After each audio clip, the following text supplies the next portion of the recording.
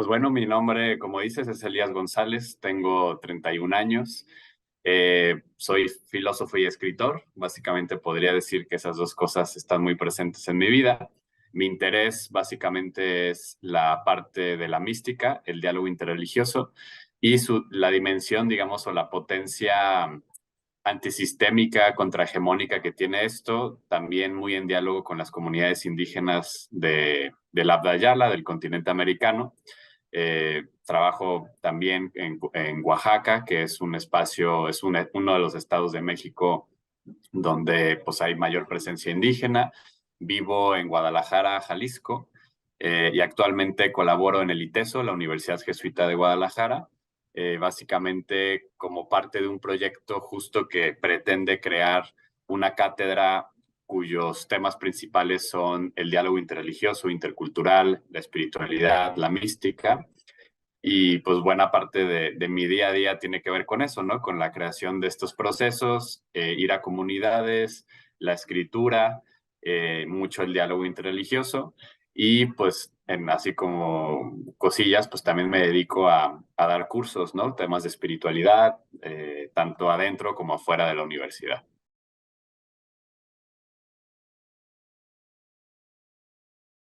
En efecto, bueno, quizás también algo que tengo que comentar como parte del proceso es que Religarnos es el segundo libro de una trilogía, ¿no? El primero se titula El dinamismo místico, mística, resistencia epistémica y creación del mundo nuevo. Es este de aquí, editado por la editorial Alios Ventos y de hecho está en libre descarga, se puede conseguir en internet.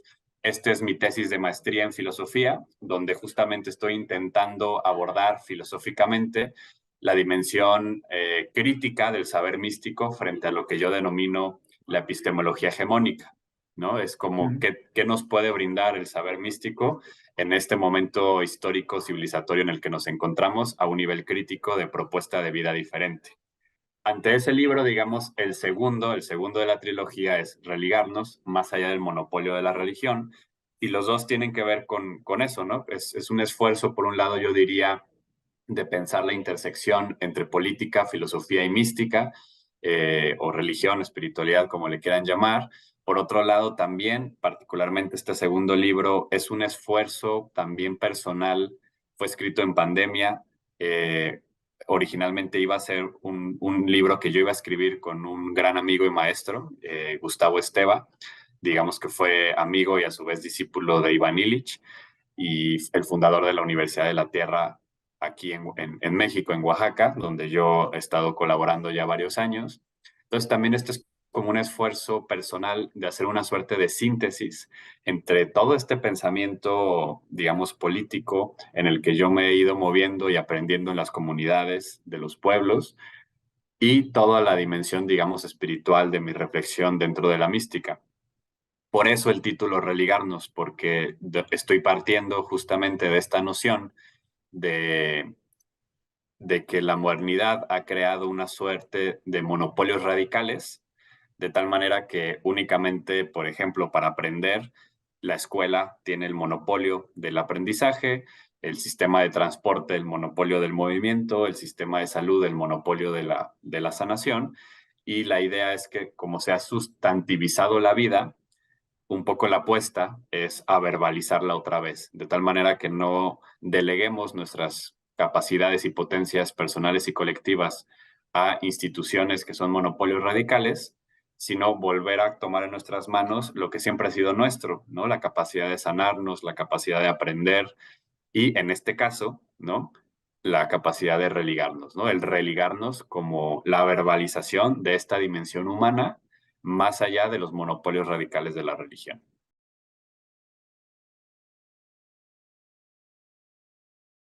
Sí. Pues mira, justo como el proceso de redacción comenzó primero con la idea de una narrativa más de corte sociológico, es decir, yo quería dar cuenta de cómo la religión era un monopolio radical. Ahí me baso en todo lo que expliqué ya, ¿no? Un monopolio radical no tiene que ver, por ejemplo, con el hecho de que Coca-Cola puede tener el monopolio de los refrescos en una región, o que los carros que más se vendan sean de la Volkswagen, ¿no? O sea, digamos, ese no es el monopolio. El monopolio radical es cuando un cierto tipo de acción, producto o dimensión se convierte en la única posible. Por ejemplo, los ejemplos que ya puse, ¿no?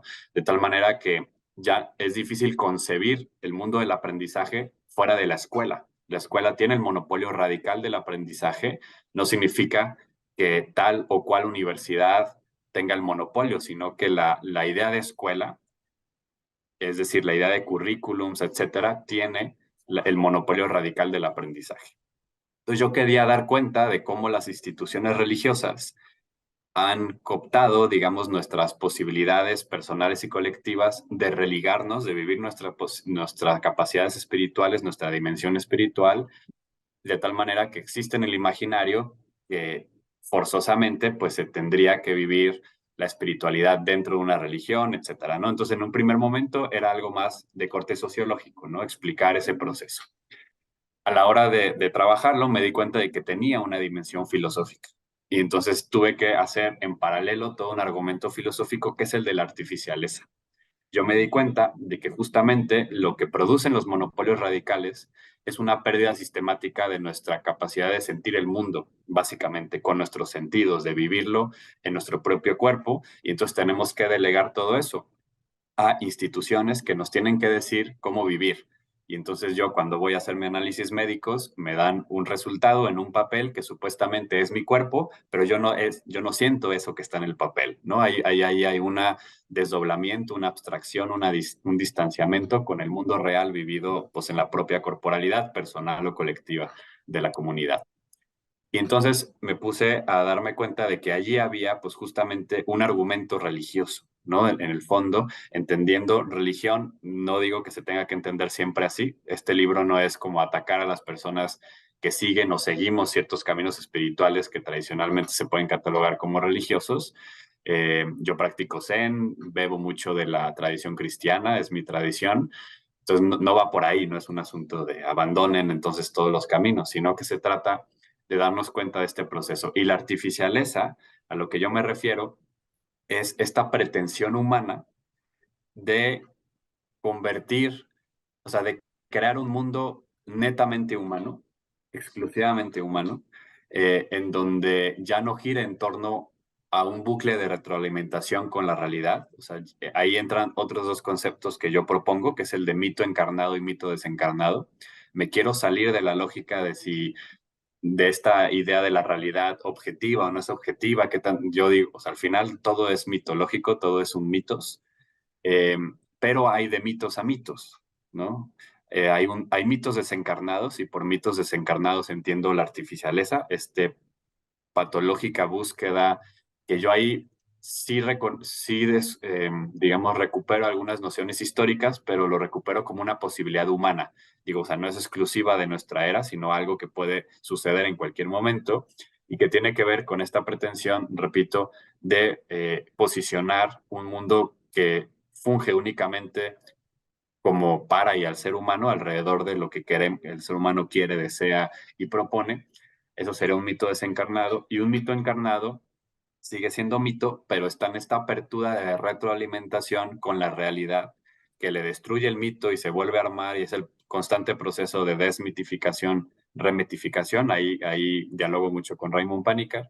Y va por ahí, ¿no? Entonces, esa es la artificialeza, el concepto que propongo para esta pretensión, que yo digo es netamente religiosa, es algo religioso, y que entonces tendríamos que estar volteando a lo religioso para construir otros mundos posibles, ¿no? Para salirnos de esta artificialeza.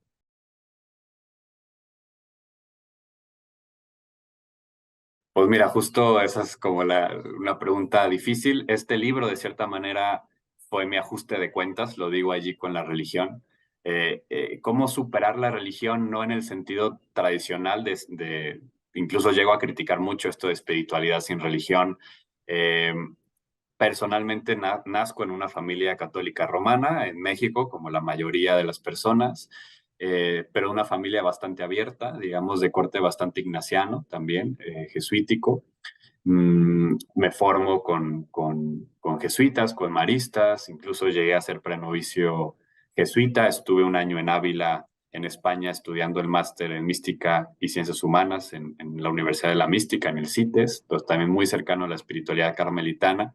Sin embargo, también muy corta edad, comencé a los 12 años, leí el Corán, que en México no es algo muy común, ¿no?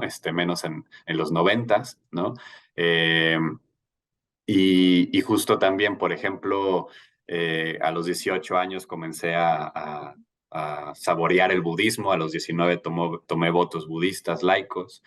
Entonces siempre estuvo como esa interreligiosidad, tendría que sumar mucho el contacto con las comunidades indígenas, ¿no? El pueblo Rarámuri, el pueblo Wixárika, los tzotziles, el Tales, el trabajo con las plantas sagradas en Sudamérica. Pasé un tiempo allá trabajando con la ayahuasca, con chamanes shipibo y queros en Perú. Entonces, como esta dimensión como tan de conocer esta interreligiosidad sin dejar mi propia tradición, digamos, si bien no soy un católico romano de lo que la gente podría decir practicante, ¿no? Lo que se dice comúnmente, estoy enamorado del mensaje cristiano, de la persona de Jesús y de la mística cristiana. Cuando redescubrí la mística cristiana, me ayudó a acomodar muchas cosas. Entonces, digamos que asumo mi tradición, asumo digamos, mi coto espacio geográfico cultural, ¿no? Pero digamos que en este diálogo y encuentro, y más recientemente, aunque repito, desde los 19, 18 comienzo en el budismo, primero tibetano, después Theravada. En los últimos 3 años camino en el camino del Zen, ¿no? La práctica del Zen, pero desde esta perspectiva, ¿no? De hecho, cerca, dentro de la escuela de Sendo Betania, que se funda en España, y acá en México tenemos grupos también, que es práctica de Zen auténtico con, eh, digamos, en armonía con la fe cristiana. Entonces es un poco, digamos, mi caminar muy cercano a los pueblos indígenas, al diálogo interreligioso por ahí.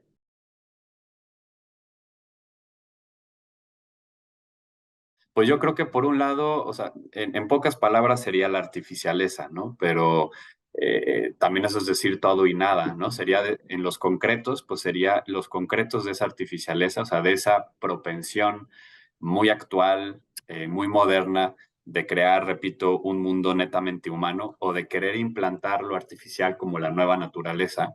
Y esto alejándome de las divisiones natural, cultura, naturaleza, que lo natural está allá y el ser humano acá, sino justamente criticando eso, ¿no? Que somos naturaleza y entonces querer vivir una vida socialmente hablando, o sea, como civilización, no solo como un individuo, y como, pues sí, digamos, levanto la voz en contra de eso, que tiene sus concretos, por ejemplo, otro de los grandes adversarios sería el individuo, ¿no? Es una de las cosas que critico, la creación histórica del individuo como una entidad paupérrima, vulnerable en un mal sentido, que tiene que ver con el monopolio radical, cómo los monopolios radicales crean individuos, digamos, desconectándonos o desestructurándonos de nuestras comunidades, y ese individuo comienza a necesitar cosas, ¿no?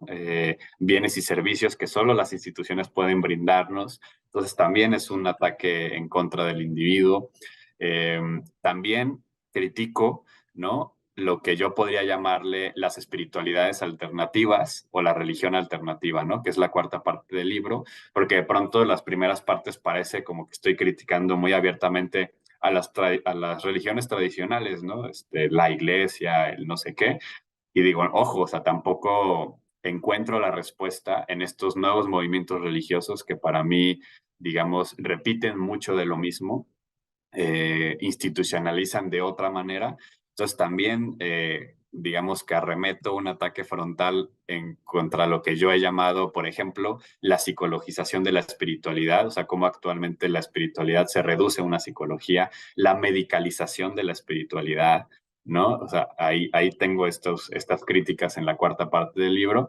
Entonces, de cierta manera, repito, pues es como una crítica a la artificialeza, pero muy particularmente en su dimensión religiosa, que para mí tiene que ver con los grandes mitos modernos y también pues estas nuevas espiritualidades que tienen muchas cosas muy positivas, pero que también de mi parte es como una suerte de llamado a ser críticos con estas nuevas formas también.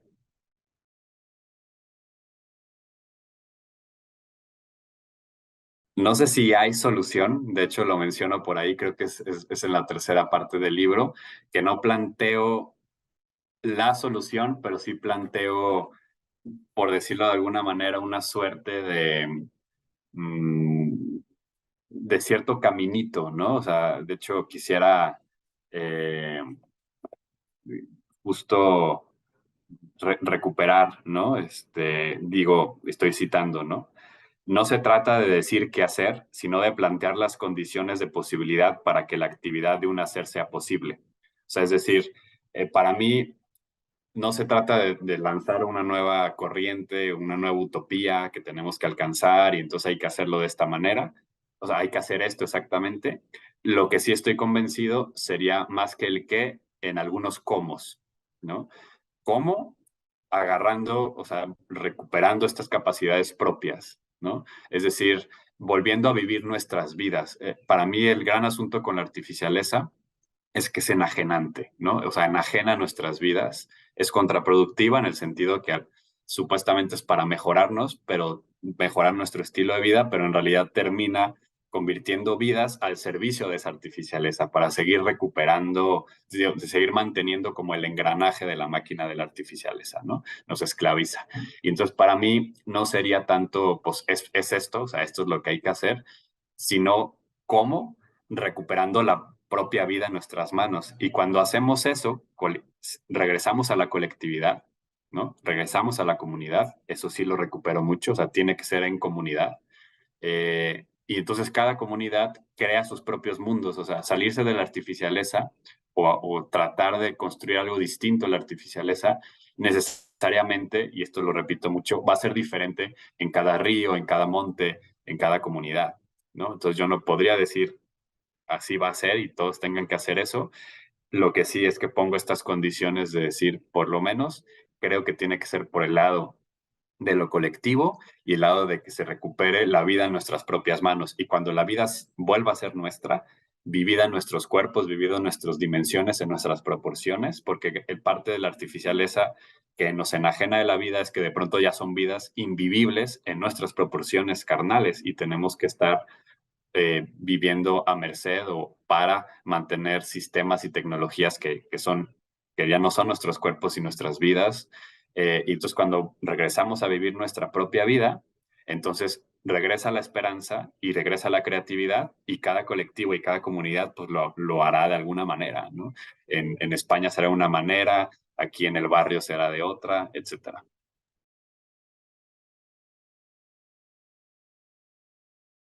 Yo justo, pues como dije en un principio, estoy recuperando lo que aquí mucho se ha hablado como la escuela de Cuernavaca, eh, Cuernavaca es una ciudad a pocos kilómetros de la Ciudad de México, para quien no conozca por allá, y que en los años 60, 70 hubo como una efervescencia de pensamiento muy interesante por allá. De hecho, estuvo presente incluso el propio Paulo Freire, estuvo por allá, Eric Fromm vivió mucho tiempo ahí y en este caso particular, Iván Illich es donde crea el CIDOC, el Centro Intercultural de Documentación, que va a la par y de hecho le llaman Escuela de Cuernavaca. Yo tengo mis dudas, tengo un libro que escribo sobre eso, se llama Convivencialidad y Resistencia Política desde Abajo, la herencia de Iván Illich en México, pero en esta comparación se habla de que mientras en Frankfurt estaba la escuela de Frankfurt, aquí en Cuernavaca estaba esta escuela alrededor de Iván Illich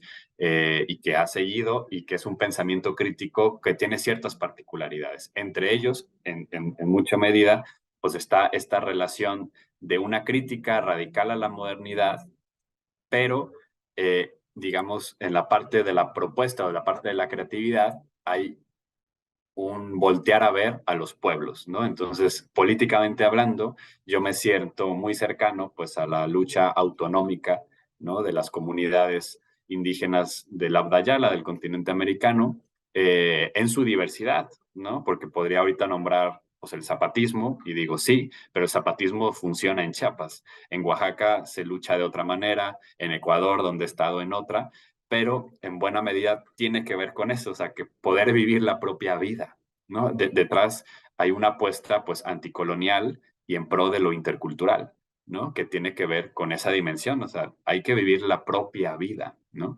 Y por eso yo ahí menciono, cuando critico la artificialeza, es criticar a la artificialeza por ser patriarcal, por ser capitalista y por ser colonial, ¿no? Entonces iría un poco por allí.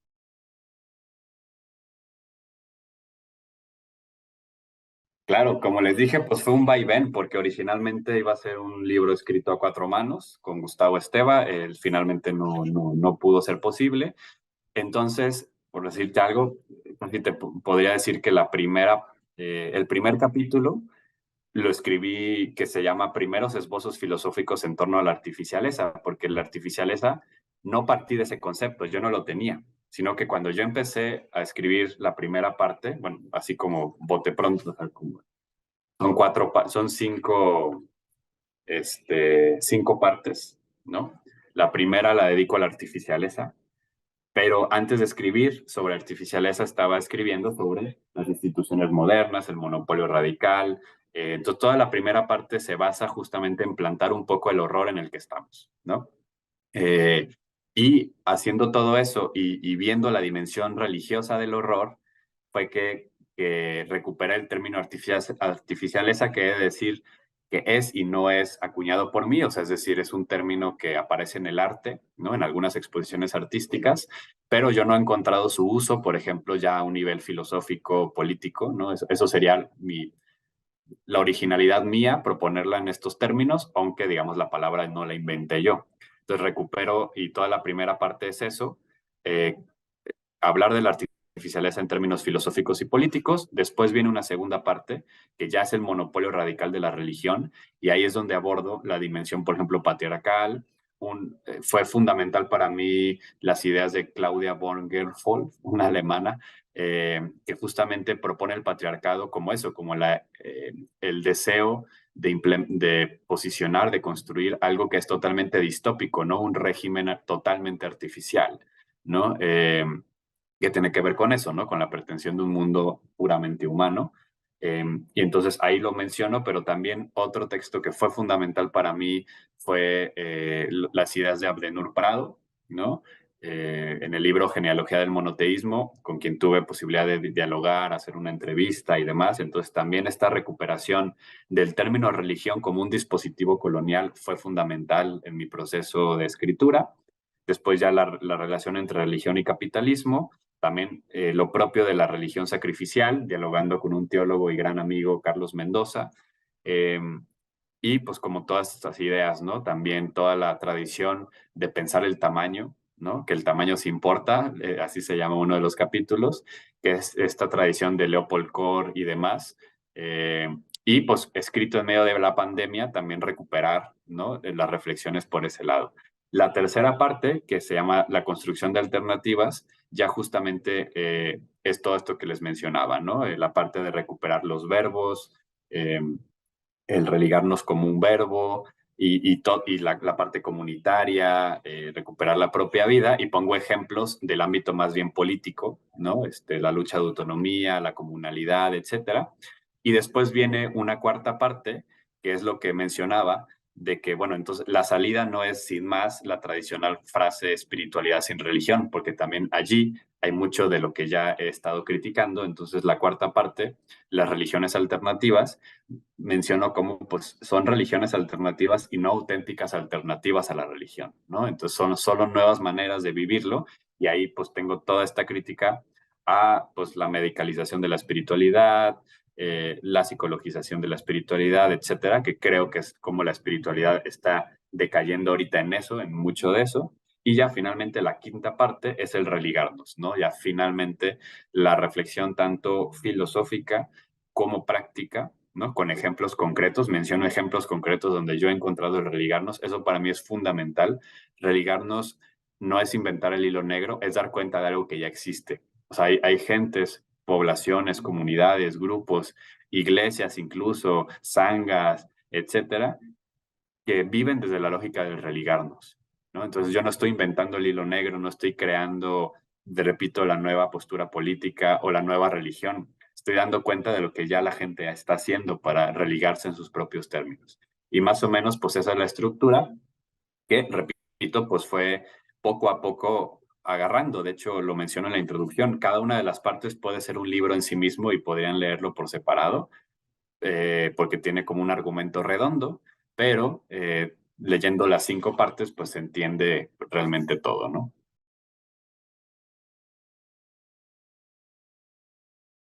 Pues este libro para mí fue, por un lado, poder liberarme, como digo, de la noción de religión, ¿no? Que habría que leerse para poder entender lo que estoy diciendo.